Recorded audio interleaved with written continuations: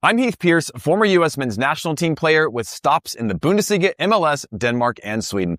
You can predict the Summer Soccer Showcase action all the way to the final match with FanDuel Predicts. All you have to do is sign up to get your $25 bonus. From the opening game to the final whistle, stay locked in with every pass, every goal, and every moment that moves us closer to crowning a champion. Sign up for your $25 bonus on FanDuel Predicts. Go to FanDuel.com/predicts to sign up. That's FanDuel.com/predicts to get your $25 bonus.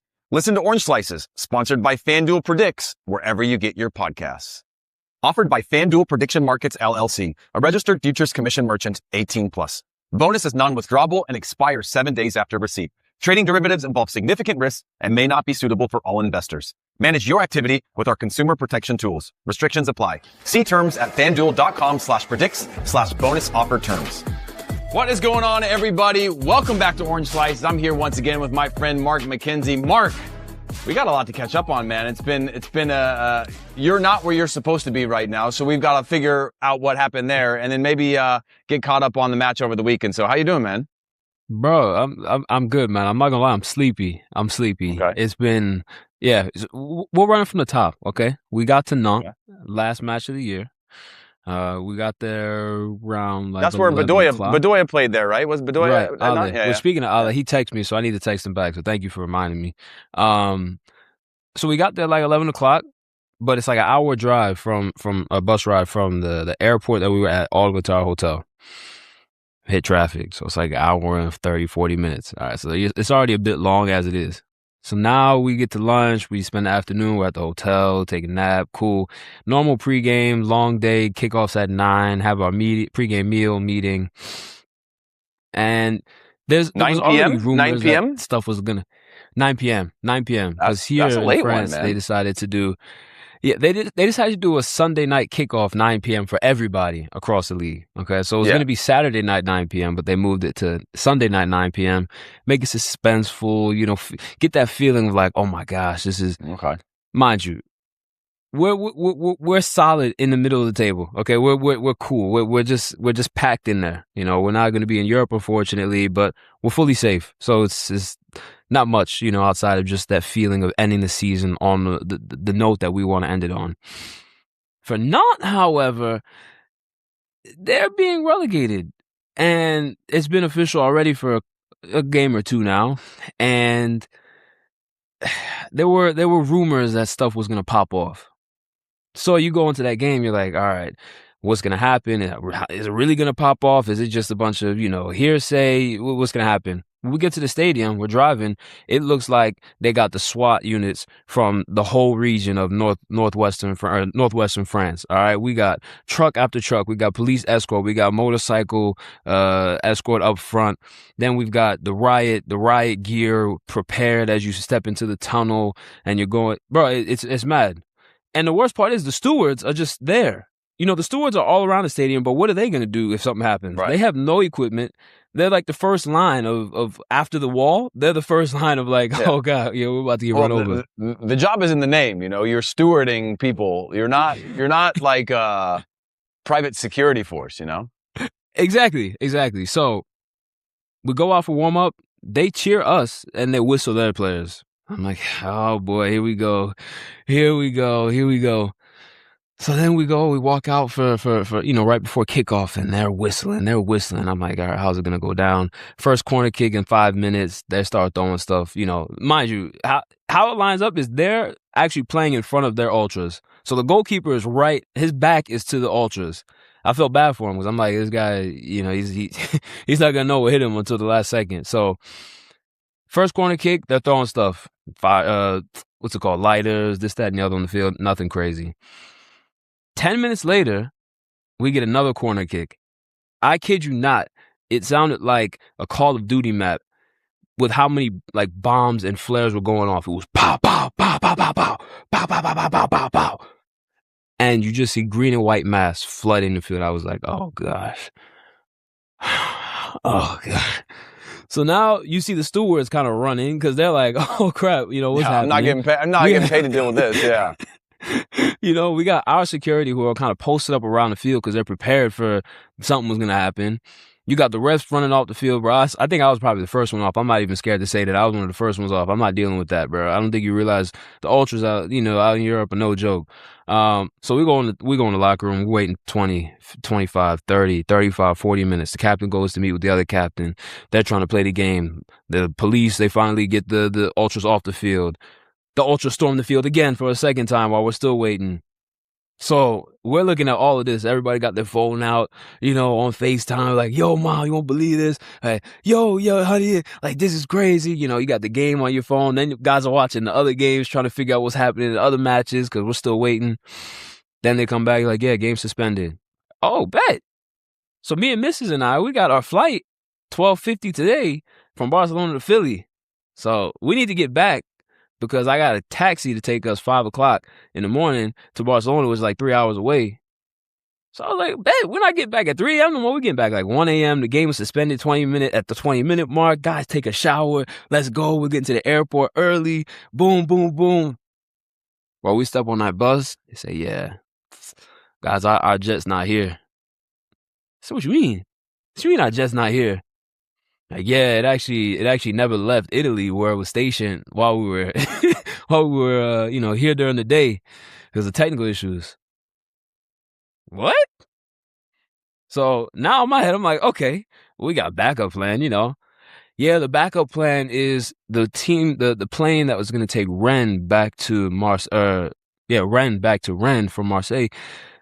Their plane has to pick us up, but they're going to take us to Marseille, but we have no transportation to get back from Marseille. So Marseille's a 3.5 hour drive for me. So I'm like, all right, I'm doing the math here. So it's about an hour 20 flight. If we leave at 1, we get back there. Boom, boom. I'm like, all right, maybe we could do it. No, they shut that down, canceled. Then we're like, all right, bet we got another jet. We got the bus driver. He can take us down. He'll drive direct after the game. Nope, canceled. He's got too many hours. I said, oh my God. Oh my gosh, man. So lo and behold, me and my teammate who played at Red Bull, ironically enough, Cáceres, we end up getting a taxi. It's 5.5 hours. But what taxi pulls up? A Tesla. To all my EV drivers, respectfully, you men are not built for long distance driving, especially when you're in a time crunch. Respectfully. Okay, like I'm all for saving the earth, absolutely. But bro, when I tell you we had to stop 4 times to charge that car up again, I never wanted to destroy a Tesla more in my life. It was a horrible experience because now we've left directly from Nantes to drive back to Toulouse, and I'm looking at the clock. You know when you see the clock just going up incrementally, and you just see 5:20, 5:25, 5:30, 5:35. I'm like, okay, at the latest, I have to be at my house at 6:30. At the latest, and we need to hit the road immediately. But I also have a 7-month-old child. So we've got to drive 4 hours to Barcelona, get through check-in, security, the customs, all in an hour and 20 minutes. And then pray that. So yeah, we're here now. So yeah, it was a you didn't make it. Great. Hey, yeah. Mark, I'll tell you, man, I see a lot of, God's plan and humility on your Instagram. I haven't seen none of that today. I haven't seen none of that go up today, Bro, when you've been really put to the test. I haven't seen any of those humility posts, Listen, I haven't, when you're sitting at that electrical charger in the middle of nowhere and you got some ground to cover, I don't think I have been so quiet in my life. Like the prayers that were going through my mind in that first 2 hours of, babe, are we actually going to make this? And I'm sitting here, I'm like, Lord, you know how much we want to get home. Lord, you know how much I miss Jamaican food. Lord, you know how much I need some Chick-fil-A. Lord, my wife, she misses a cold cut sandwich, from Jersey Mike's, the little thing. You're like, Lord, please. Yeah. He said, yeah, okay. Listen, listen, patience is virtue. All right. Yeah.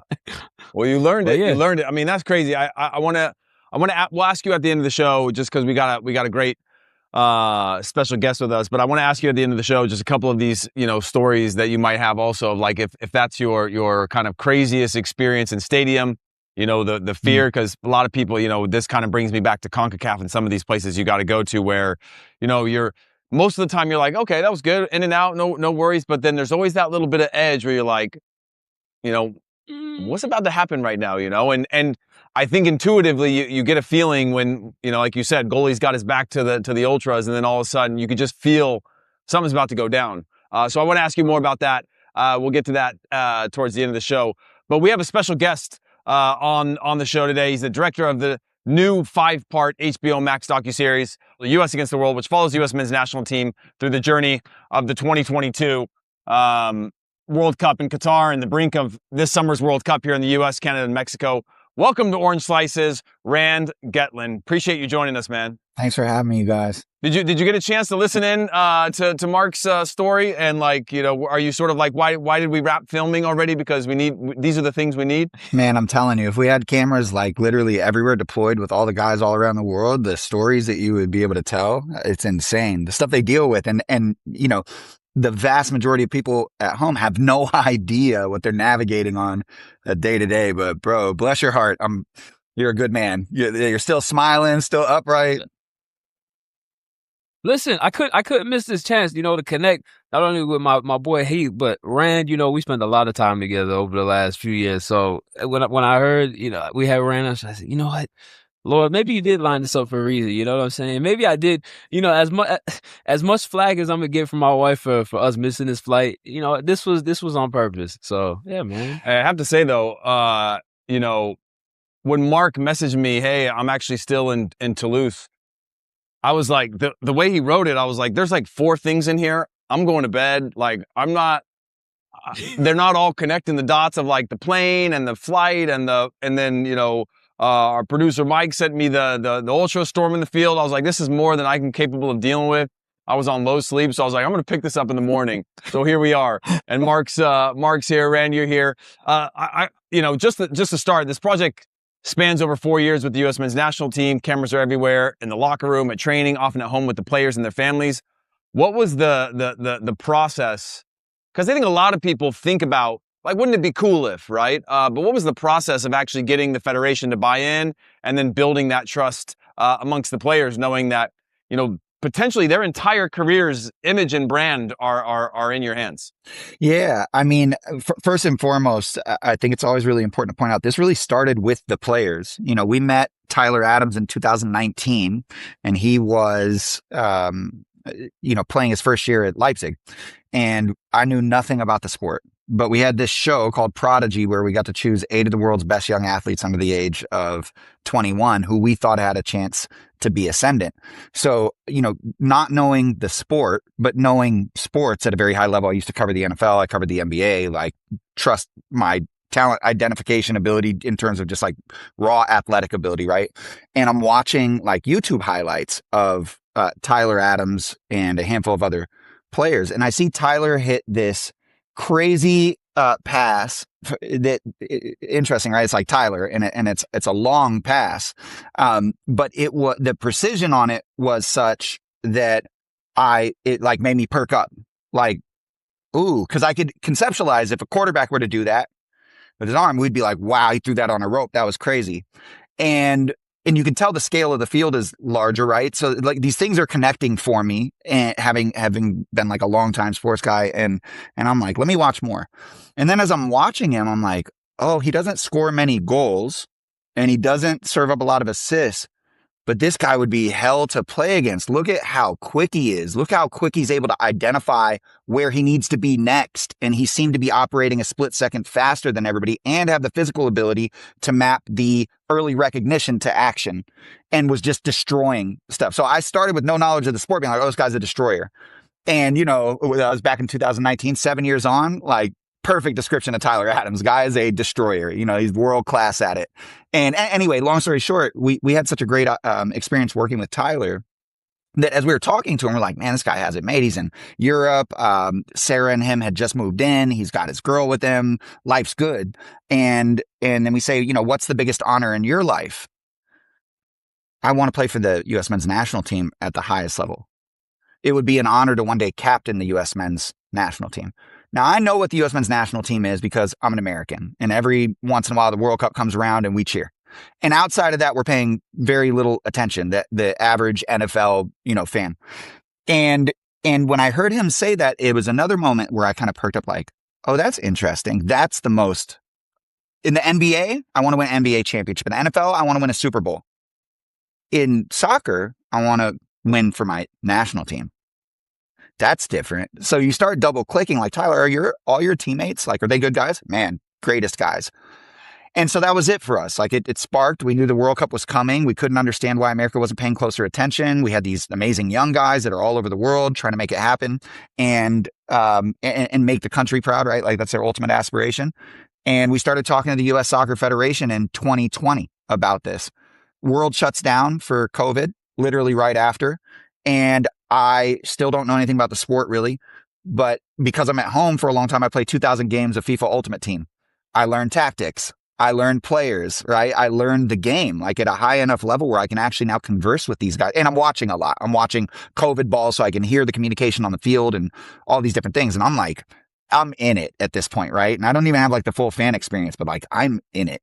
And so that's interesting because I went from covering the NFL, I was an NFL insider, national on-air guy, like that was my job, to not caring at all about the NFL at that time and only caring about soccer. So that was another aha for us in terms of Janine and I thinking about what could this be. We're like, oh, everybody could have this experience because it's worldly. It's got, rich history, rich story, etc. And we kept pushing. In May of 22, we got a call from U.S. Soccer after all this time of talking and said, hey, if you could be in camp in 48 hours, we're ready to go. And we've been cameras up ever since. We showed up in Cincinnati in May of 22 with a carry-on. Janina had 48 hours to get ready for 27 days on the road. And, what kind of a experience can you get at the outset that maps to the player's experience? We hear that all the time. I was on my way to Disneyland. I got a call. I had to tell the family I'm sorry and get on a plane and go show up for the national team. So yeah, man, ever since then we've been on the ride and it's been an honor. Mark, what was that experience like for you as a player to go through that? Because I think the world's different, right? When I was a player, and it's not even that long ago, you could go out, most of the time you were in safe spaces, right? Now I think the life of an athlete has significantly changed. The microscope, the spotlight, people's access to you to be able to gain something from you anywhere you go, right? If this Toulouse thing happens, you go to a bar or a nightclub, people are right there being like, I could get something. And some people have good intentions, but some people have bad intentions. So knowing there's a camera around and that you got to build that trust, what was that experience like for you? I think the biggest thing that Rand, Janina, and the Park Stories crew made it clear was it was about us. It wasn't a thing of where they were trying to embarrass us or a thing of trying to get dirt on us or a thing of trying to simply get the best pieces so that way they could be successful. They wanted it to be something where it truly encompassed who we were as individuals, but ultimately as a collective, right? To build the stories around each player and person, and from there to build it out on a collective basis where you have now 20 some odd stories, 30 some odd stories, and their individual journeys coming into camp, going out of camp, coming to see you in your home city or coming to see you at your club or coming to the match or then in camp, those small moments where we're chilling in the players lounge or coming by and you're on a FaceTime call, those intimate moments where they allowed it to be more about us, I think was something that we appreciated, but also it not being a thing of them violating us and crossing the line where it's putting us into a bad light potentially, or making us come out as different than we actually are. So it was natural in a sense because we're used to cameras around us, but it was refreshing because it was a real respect and a real genuine love for not only what we do and for the individuals, but ultimately wanting to see us on the highest level, to see us perform at the highest level, but also to make sure that the thousands and millions of people who are going to be seeing this documentary now understand who we are in this realest way. So yeah, I think that was probably the biggest thing from my take. And I'm sure there's plenty of guys who can express that. I'm Heath Pearce, former U.S. men's national team player with stops in the Bundesliga, MLS, Denmark, and Sweden. You can predict the summer soccer showcase action all the way to the final match with FanDuel Predicts. All you have to do is sign up to get your $25 bonus. From the opening game to the final whistle, stay locked in with every pass, every goal, and every moment that moves us closer to crowning a champion. Sign up for your $25 bonus on FanDuel Predicts. Go to FanDuel.com/predicts to sign up. That's FanDuel.com/predicts to get your $25 bonus. Listen to Orange Slices, sponsored by FanDuel Predicts, wherever you get your podcasts. Offered by FanDuel Prediction Markets, LLC, a registered futures commission merchant, 18+. Bonus is non-withdrawable and expires 7 days after receipt. Trading derivatives involves significant risks and may not be suitable for all investors. Manage your activity with our consumer protection tools. Restrictions apply. See terms at FanDuel.com/predicts/bonus offer terms. Let me ask you this, because, and I want to get into some of the more vulnerable stuff that will come out in this series, but, cause there's a lot of raw moments, but give me a player who's never seen a camera they didn't like. I think it's Weston McKenzie. I think that's the guy.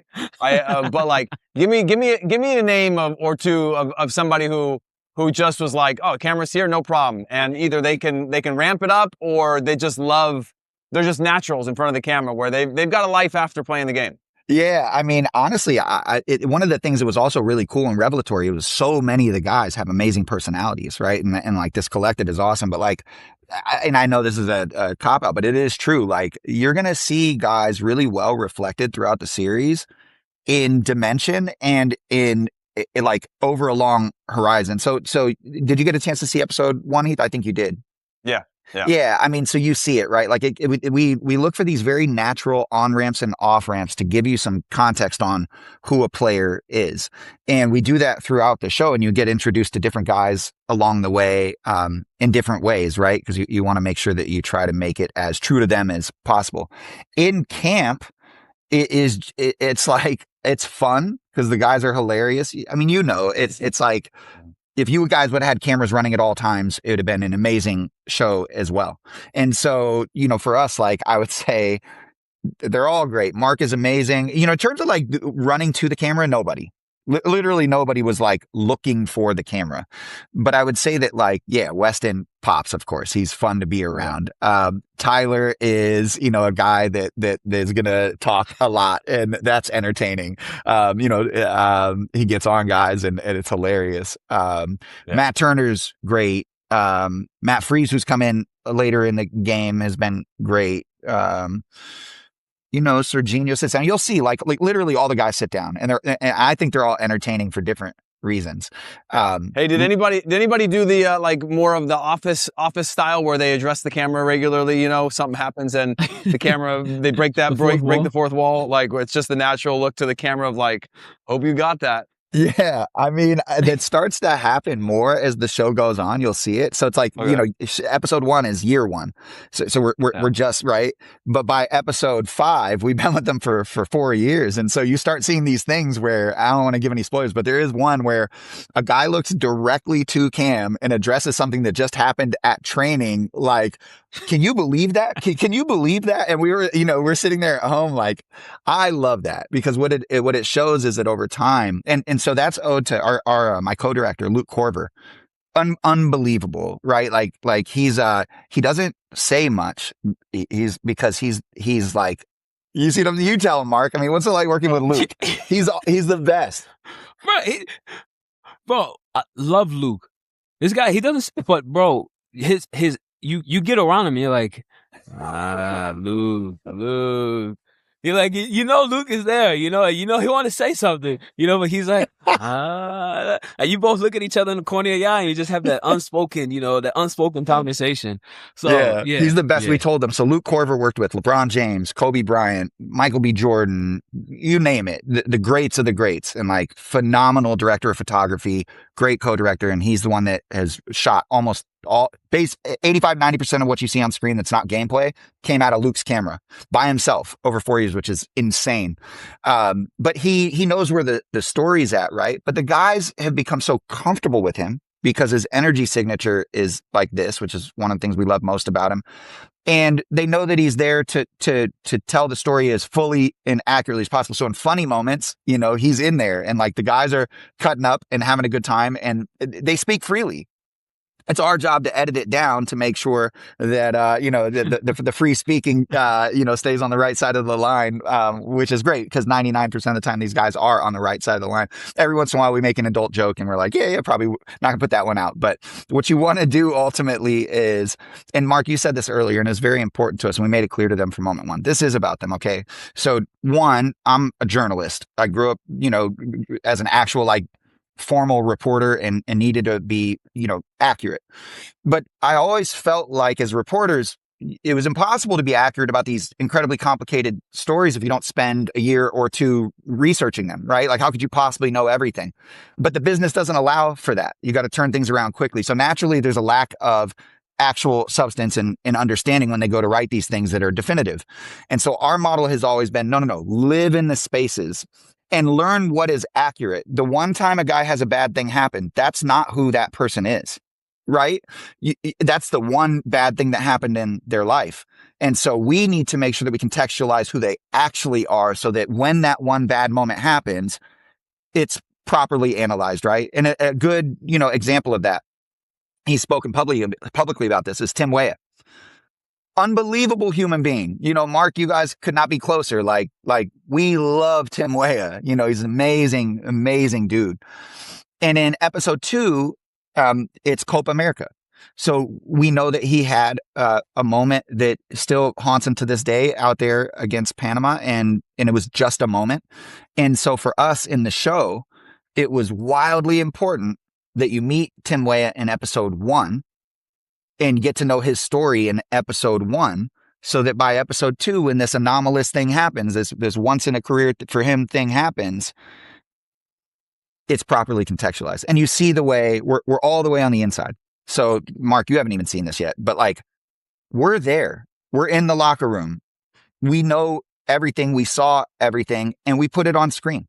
And there's a reason for that is because, you know, these guys were like, we want you there for all of it. We want you there for the good, but we also want people to understand what it looks like when it's bad. And it's not, this is me speaking. After 4 years with them, it's not for lack of effort. It's not for lack of caring. It's the opposite. Nobody could care more. You know, you cut these guys, each one of them is bleeding red, white, and blue. Like they bleed, and you know this, Heath, like they bleed from the bad. It's everything to them. And yet, you know, you listen to the people on the outside for the past 4 years, me, as a former reporter, I pay real close attention. There's going to be like a lot of people that were just loud and wrong about who these guys are, what they stand for, what they care about. And that to us as filmmakers and storytellers is the absolute number one thing is we're going to tell the truth. And we think people will love that truth to the extent that there are people frustrated that the truth doesn't match the narrative that they had. We're okay with that. And we suspect they'll be in the minority. They'll be the folks that are, they just want to be mad and upset. And that's okay. There are people like that and they're entitled to their opinion. But I think the vast majority of people that walk away from watching this 5 hours on this U.S. men's national team will walk away being like, damn, what a great group of guys. Like, what a great group of guys. And that's how we felt. We feel that's the truth. You know, and this is for both of you. There's obviously some really raw moments in the show. Tyler Adams talking about struggles with family and the special bond. Matt Turner's wife and his situation there. Did you get a lot of crying? Did you get a lot of people to kind of go down that route where maybe it's like, phew, man, you know, opened up something here that we've got to work through? Yeah, I mean, I think that's what makes this show different. You know, when we first told the guys about this show, and again, I said it started with them, the Players Association, in addition to the U.S. Soccer Federation, are partners with us on the project. It might be the first project in the history of professional athletics where you've got a Players Association, the federation, as it were, right? And a studio together to say, we're going to tell this story together and we're going to do it in a fair and accurate way, right? Like for the federation as well, it was a big leap for them to open up their doors and say, okay, we trust you to do this properly. But it was really because the players wanted it. And so that changes dynamics. Usually when these shows happen, they go to the league or they go to the team and then they're forced upon the players. This was the opposite. This was the players bringing it to the Federation and the Players Association saying this is something we want to do. And because of that, it ends up being extremely personal because we wouldn't have done it without the human stories. So we needed the players bought in and fully bought in. And what happens is you come in with a guy like Tyler, who's so well respected, and he says, these are our people, you can trust them. And pretty quickly you have a couple guys that immediately are like, okay, boom, that's good enough for me. And then you've got other guys who, you have to kind of like work your way out in the circle. The hardest thing for us is every time we walk into a room, we know who we are, right? Like we know our heart. We know what we intend to do. New people do not know that. People that we're meeting, they don't know that about us. And so trust is not something that is just granted and you have it forever. It's something you have to earn every day, right? Access is earned every day, just like in our relationships in life. And so we wanted to invest in the guys. And part of the way that we were investing is being like, we're going to be here every single day. When it's up, we're up with you. And when it's down, we're navigating the valley with you as well. But we're here for you. And so, man, the amount of emotion, Heath, in this show, and we truly believe this, we set out to create the best sports documentary series of all time, full stop. People shy away from saying things like that. You can't say that. Like, yes, we're out here to take second. We're not out here to take second. We want to make the best show ever. I don't understand why this is controversial. And so in order to do that, you have to shoot it beautifully, Luke Korver. It needs to be edited unbelievably well. That's Lucas Harger, Jazzy Kentmacher, and Sam Bamonte. It needs to be, from a relational standpoint, invested in ways that allow people to open up. And that's Janina, myself, and Bryce Cyrier, our producer. And it is our job to get these guys and their families to a place where they can be their fullest selves, right? Because it's for them. It is our job to make sure that by the time you learn Mark's story, you learn how much he and his family have sacrificed to get to this point, that you walk away with reverence for their path, which is exactly how we felt. And I will say this, if there were guys on the team that I did not like, I just wouldn't talk about them. I wouldn't talk down on them, but I just wouldn't talk about them. I swear to you, there's not a single guy on this team that we do not feel like deserves to win. Every one of them deserves to win. And that's hard because only 11 guys walk out on the pitch and only 26 make the team. But there are more than that you want to see win. So, the emotion is crazy. Moms, wives, girlfriends, fathers, brothers, the range of emotion in the show is intense. And I think that's why people are going to love it. You do not have to care about soccer. We're probably speaking, on this podcast to a more hardcore soccer crew, group of fans. I think that it's going to be a really compelling show for people that know nothing about the sport, but really care about powerful human stories. And that's our sincerest hope, is that we can super serve the U.S. soccer crowd and that they learn something new about these guys, how much they care, how much it means to them, and just to be there. You're in the locker room at the World Cup. I've seen people complaining about different things online. I do pay attention, and he see you. I do see it. And I'm keeping. We also keep receipts. By the end of episode 5, we'll see what they're saying. Anyway, it's interesting. Like, there's never been a show in the history of soccer, right? It's the greatest sport in the world. Never been a show where there's all access inside a national team's locker room at the World Cup. That's on TV right now. Any soccer fan in the world should be interested by that. And it's real. So, when you get to episode 2, Copa America, that's an episode I think is going to get a lot of people's attention for different reasons. People like to see people stumble. And this team stumbled at Copa America, and we can't hide from it. But what I think is really rad is despite all the difficult stuff that came out of that. I mean, I'll give you another example. Greg Berhalter. Unbelievable dude. Like, we really, from our experience with Greg, like, for a coach to be like, you can be anywhere you want. You can be anywhere you want, and I want this. We want to grow this sport in America, and I get that it might be hard at times, but you've got it. You've got carte blanche. Really rare, so massive kudos to him. And at the end of episode 2, of course, we know how that ends after Copa for him. And it bummed us out because we saw how hard he worked. You're never going to outwork that man. You're not going to outcare that man. And so you say what you will about him, but like, he bled for the crest. Same thing. And so is it challenging when he loses his gig? as humans, right? And filmmakers, yeah, man, it was so bummed for him and his family. But then a new coach comes in and you've got that transition and we got to earn the new coach's trust as well. And in doing that, part of what I tell all these guys is like, listen, to the extent that something difficult happens along the way, we're going to walk through it together because I have to tell the story. We're going to walk through it together. The same thing with Greg. You know, he's someone who we think is very deserving of a lot more praise and respect than he probably got on the way out the door. And I think the show will help to contextualize why.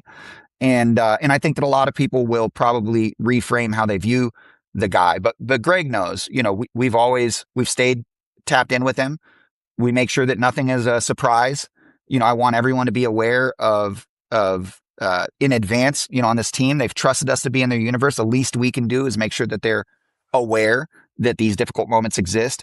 And to a man and woman, because they have all these incredible women in their lives, you know, everyone has just been like, we trust you. We trust you. We know it might be hard and it might be difficult, but it's very important because they all are committed to the same thing. We want to change the way the world views, we want to change the way Americans view soccer first, and then the way the world views Americans and soccer here. And what an unbelievable aspiration, right? What a massive thing. And people don't spend enough time on this. I'll leave you this because I know I'm going long. But what if it all works out?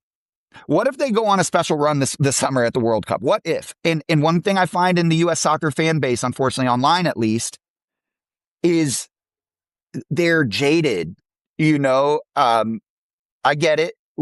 Fans want to see their teams win. Nobody wants to win more than the guys. Like they want to win for you, you know, and so we have to help them achieve that, right? If you really want to see somebody win, do you spend all day tearing them down, or do you spend your days being like, you got this, you're going to make it out of this? And a lot of the conversations we've had with the guys over the last 4 years are those. You know, ask any of them who've gone through it. We're usually right there behind the scenes, not with the cameras in their face being like, tell us about how this hurts. That's not what we do, right? But I'm on WhatsApp with them. Yo, are you good? I just want to let you know we're thinking about you. I want to let you know this is a moment in time. You know, over a long horizon, there's going to be peaks and there's going to be valleys.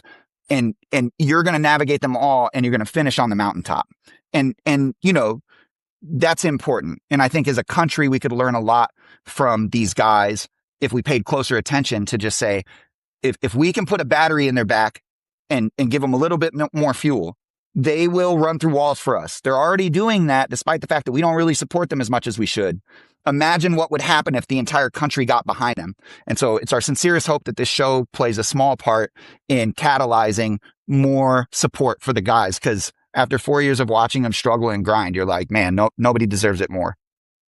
Yeah, that's you know, great context, I think, for everybody. Mark, for you, you go back to 22, you miss out on the team, making the team, and then this growth curve of you change clubs, life changes, you get married, you start a family.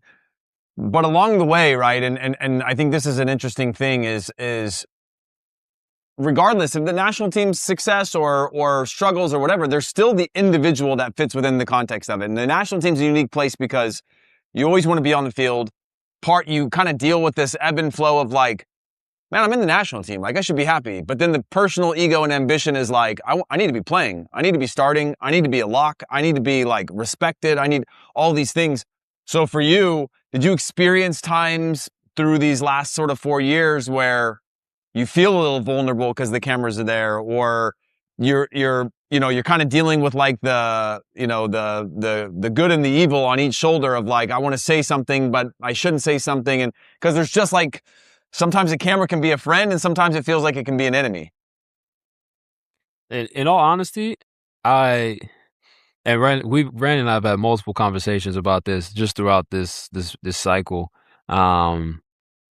Going through the period of like being in camp and then not playing, and then playing a couple games and then not playing, and then missing out on the World Cup, and then being part of the next cycle, and then you come in, you play some more, you move to a new club, changing your life with family, you get married, you have a child, all of these things happen, right? And balancing it all was challenging at moments, but it was always refreshing going back into camp because I knew I had people around me who actually were with me, who actually cared about the journey, who understood the ebbs and flows that come along with the career, the ebbs and flows that come along with the national team, and understand that there's going to be moments where you don't want to talk at all.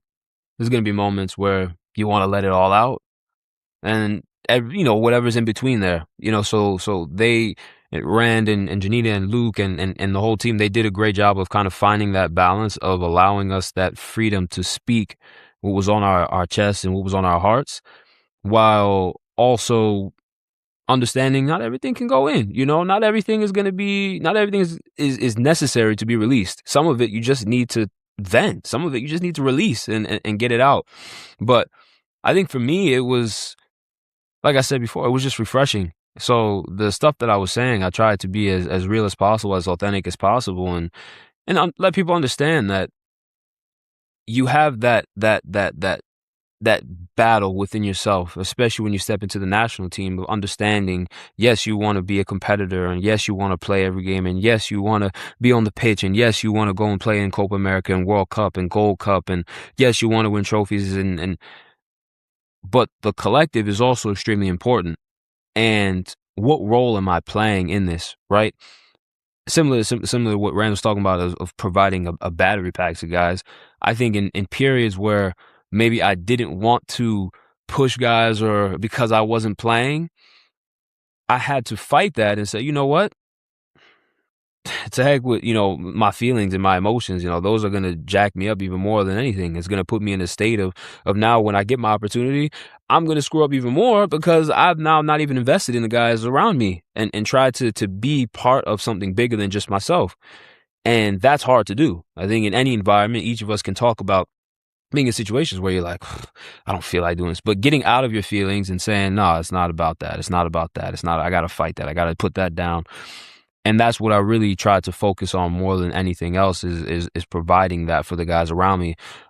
You'll see this honestly, this period where I wasn't even playing in some of these clips, but being there for guys, being energy for guys when you need it, being a support, being able to communicate with guys, being able to bounce around between the tables, being able to speak a little Dutch with Serge and understand Malik is coming in and he's a fresh kid the new kid on the block and he's young and fresh faced. And then you bounce over to Wes and Tyler and Tim, who've all been around the group for a while. And then you got East Mamba and I, Chris Richards and I, who go back. And so being able to connect, and you got Grandpa Tim, who's OG in the team, you know what I mean? And we all loved him, but being able to connect with him in a different way, you get married and you have kids and then it's like, oh wow, so I think that's real. Then you bounce over to the physio room or you bounce over to Sam and Kristen in the team liaison office, and then you go down and you chat with the comms team and you're in there bouncing back and forth and figuring out, oh, how do you work this camera? And oh, what is this? You're letting in, oh, the FPS on this, and I got this gaming device I'm trying to use. Do you guys got an Ethernet cable? So I think all of that is, those were spaces where I really tried to work in, because there were periods where I was playing, there were periods where I wasn't. But at the end of the day, if I can be the guy who is dependable, not just on the field, but off the field, that I feel like provides so much more. So now you have not only the trust and confidence of the guys and people around you, but now when you do get your opportunity, it's the same thing for them.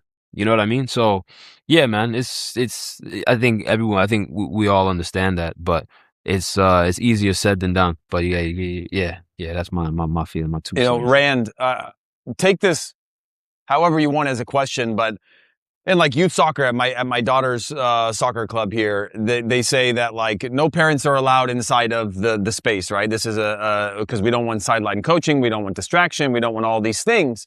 But then there's the occasional question that even some of the coaches ask that go like, well, maybe we should open it up to the parents being able to be here, because that holds me as a coach more accountable, right? It creates accountability if I've got people watching me. And so there's like this trade-off of what's the right thing to do. So for you, with regard to the cameras, do the cameras bring out at times a bit of a facade? Does it bring out a better behavior where somebody goes like, I'm under oath right now, and maybe ends up putting them in a more positive like spin, because they know that like 5/100ths of a second to process a thought. And on this thing here, it could process all my worst thoughts, or it can actually snap me out and make me like present and go, I need to be the better version of myself regardless, but the cameras here hold some accountability. Yeah. So it's a great question. And look, I think like the way most productions happen, we would have came in with 4 or 5 cameras, 2 or 3 producers for each camera, right? All these people, you come with a massive footprint. You disrupt everything. You shoot their team walk with all of those cameras. And then for all 5 episodes of the series, you see that same team walk from different angles in slow-mo, guy walking through, right? Like you see this in sports doc all the time.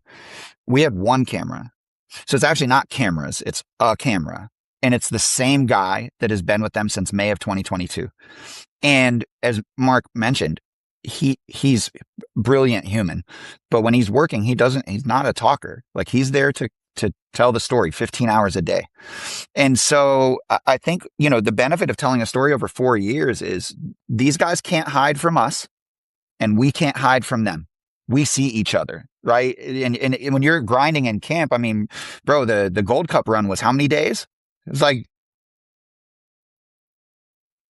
46 days. You know what I mean? Like you can't hide things, Heath, like it's not always good. Sometimes, to Mark's point, like sometimes they don't want to talk. And our thing has always been no pressure.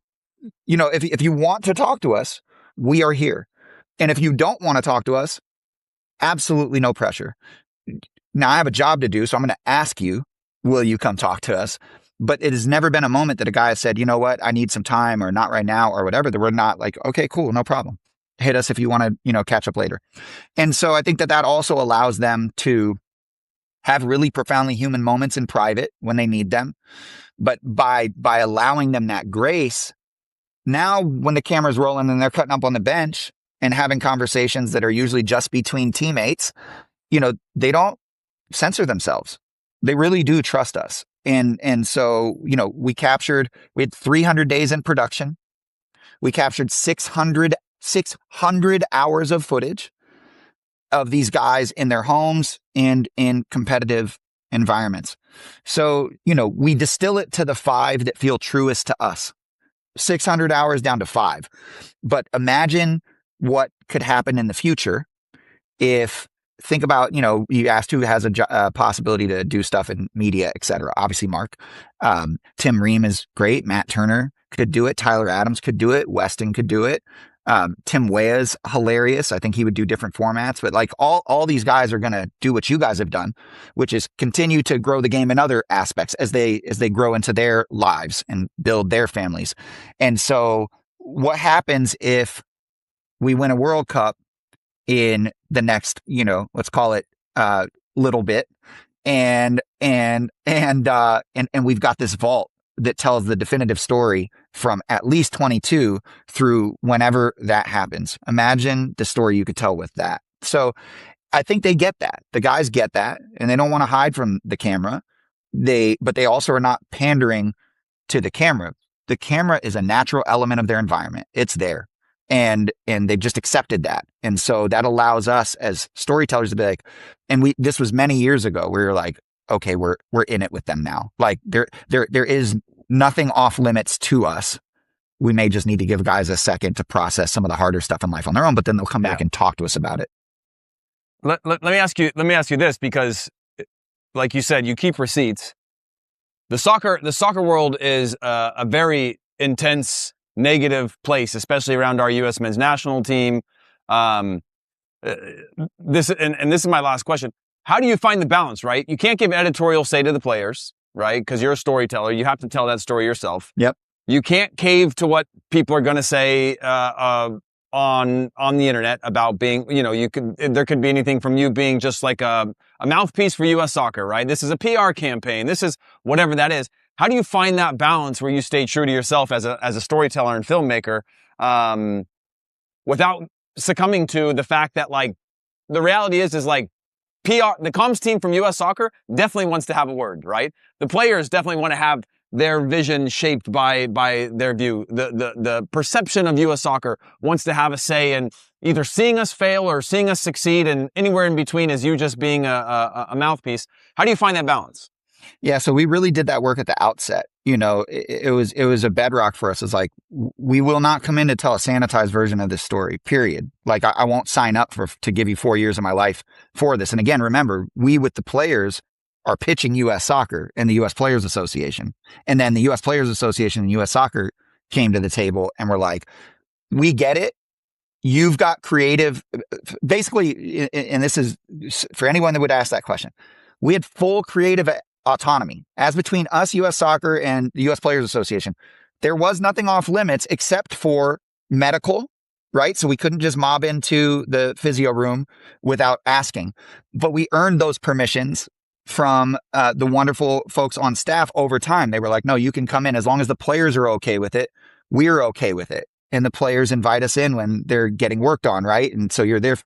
Mind you, some of them, some of the moments in the physio room, right? That's the only room, that's the barbershop. You know what I mean? That's where you find out all the real stuff, because there's you put a lot of miles in that room. That's right. And the relationships are real. So, what I would say to you is, like, for anyone that's questioning, like, is it, a version of the story that U.S. Soccer wanted to tell? They had zero creative control over the process. Now, to your point, does everyone want to be represented well? Of course, but we also started with that. We're not out here to make you guys look bad. We're out here to make you guys look as good as humanly possible, and the truth will dictate what as good as humanly possible looks like, right? Like, if we would have got inside, it would have been a group of bad guys. Now I'm stuck. I'm doing a show for HBO, and I got a group of bad guys, and it's not the kind of thing that we want to do. We want to build long-term relationships, but in this instance, and I told you that it was Tyler and Mark and Chris and all these guys, we got to know them, and we're like, this is gonna be the easiest thing we've ever done, because this is who they really are. And so you'll see in episode 2, go in that locker room after Copa and tell me that this is something that any other team on the planet would have willingly allowed us to share with the world, a super low moment. Everyone has been open. And because of that, by the time you get to the end of episode 4, which covers the Gold Cup, man, you're on the ride. And, like, again, it's this. And I think that that's what's going to make it compelling to everybody, is when you watch the show. Sure, there's going to be stuff that the fans say, why didn't you cover this, or why didn't you cover that? And I'm happy to address all of it. But, like, for the most part, what we said is, into the players and everybody, is, we're here to cover what happens with this team. And we're here to dive deep on what happens with this team. And so any individual offshoot that would require 30 minutes or 40 minutes to contextualize this thing over here with these people over here, we're not doing that in this show. That's for somebody else to do. This show is about this team. And so for us, we feel fantastic as journalistically sound documentary storytellers. We feel wonderful about the thing we put on screen. There's a lot of hard moments in the show. There's a lot of vulnerability. There's a lot of emotion, and there are some amazing times as well. And here's what I'll leave you with. We're going to be filming all the way through this World Cup. And after 4 years of watching how this story is unfolded, Mark and I have had conversations like this quite a bit. It does not seem to me that the story ends with anything other than something extremely memorable. And we've been betting for 4 years on these guys, and we'll continue to do so. We think that they can do anything they put their minds to. And this summer, I know they're going to go out there and give everything to make the country proud. And I think we all need to be behind them, because if we can give them 10% more, can accomplish really anything. Yeah. Love that. And again, appreciate you, Mark, joining us. And thank you for joining us, Rand. Episode 2 of the 5-part series drops tonight, Tuesday, May 18th on HBO Max. Mark and I will be back with you guys later on this week. And we appreciate you all for listening. Subscribe and leave a review on Apple, Spotify, or wherever you listen. And follow us on Instagram at Slice of Soccer. We appreciate all those things. Get those comments in. And make sure you subscribe across all the platforms. We appreciate all of you. On behalf of myself, as well as our production team, thanks again for joining us for Orange Slices, and we'll see you guys on the next one. Peace.